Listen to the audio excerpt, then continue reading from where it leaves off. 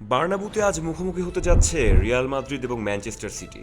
আচ্ছা, আপনাদের কি মনে হয় বার্নাবুতে আজ রাতে রিয়াল মাদ্রিদ ম্যানচেস্টার সিটির লিগ ফেজের এই ম্যাচ শেষ হলে হেডলাইনটা ঠিক কি হবে? রিয়ালের পুনর্জাগরণ নাকি সিটির নির্মম আধিপত্য? আর তার চেয়েও বড় প্রশ্ন, ছোট ছোট ট্যাকটিক্যাল ডিটেইলগুলো আসলে কার পক্ষে ম্যাচ ঘুরিয়ে দেবে? আমরা সবাই জানি চ্যাম্পিয়ন্স লিগে এখন এটাই সবচেয়ে আইকনিক দ্বন্দ্বগুলোর একটি। রিয়াল লা লিগায় অস্থির, ফল ভালো নয়, কোচ আলোনসোকে নিয়ে ড্রেসিং রুমে অসন্তোষের খবর ঘুরছে। অন্যদিকে সিটি তুলনামূলকভাবে স্থিতিশীল, কিন্তু এই মঞ্চে রিয়ালের বিপক্ষে ছোট ভুলও খুব বড় শাস্তি ডেকে আনতে পারে। গার্দিওলা এটা খুব ভালো মতোই জানেন। রিয়ালের সামনে চ্যালেঞ্জ দুদিকে, ইনজুরিতে টুকরো টুকরো ডিফেন্স আর ফ্রন্ট লাইনে ফিটনেস নিয়ে অনিশ্চয়তা। সিটির দিকেও কিছু অনুপস্থিতি আছে, তবু স্কোয়াড ডেপথ আর ধারাবাহিকতা তাদের একটু এগিয়ে রেখেছে কাগজে কলমে। সম্ভাব্য ৪-৪-২ ব্লকে রিয়ালের প্রথম লক্ষ্য থাকবে সিটির সেন্ট্রাল জোন বন্ধ করা।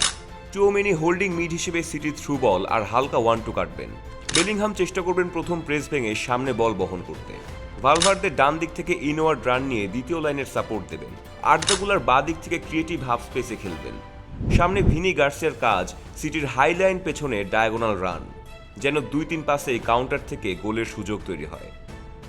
সম্ভাব্য ৪-৩-৩ সেটআপে সিটির পুরো ভাবনা বল পায়ে রেখে রিয়ালের ব্লক টেনে বের করে জায়গা বানানো।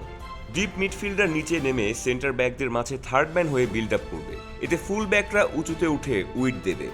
ডান দিকে ফোর্ডেন ইনসাইডে এসে হাফ স্পেসে কম্বিনেশন খুঁজবেন। বামে দোকু সরাসরি ড্রিবলিংয়ে ফুল ব্যাককে একা করে দেবেন। এই চড়া আক্রমণের ভেতরেই ফাঁক খুঁজবেন হালান্ড, বক্সে এক মুহূর্তের অমনোযোগী ম্যাচের মোড় ঘুরে দিতে পারে। রিয়ালের ৪-৪-২ ব্লক, ইনজুরি হিট ডিফেন্স আর ট্রানজিশন নির্ভর ফুটবল একদিকে, অন্যদিকে সিটির বল ডমিনেন্ট ৪-৩-৩, হালান্ডকে নিয়ে গড়া প্যাটার্ন আর গার্দিওলার সূক্ষ্ম ট্যাকটিক্স। চূড়ান্ত প্রশ্ন এখন একটাই, আজকের এই ৯০ মিনিট শেষে আমরা কোন হেডলাইন দেখব? রিয়ালের প্রত্যাবর্তন নাকি গার্দিওলার সিটি আবারও বলে দেবে ইউরোপের নতুন পাওয়ার কোথায় দাঁড়িয়ে আছে?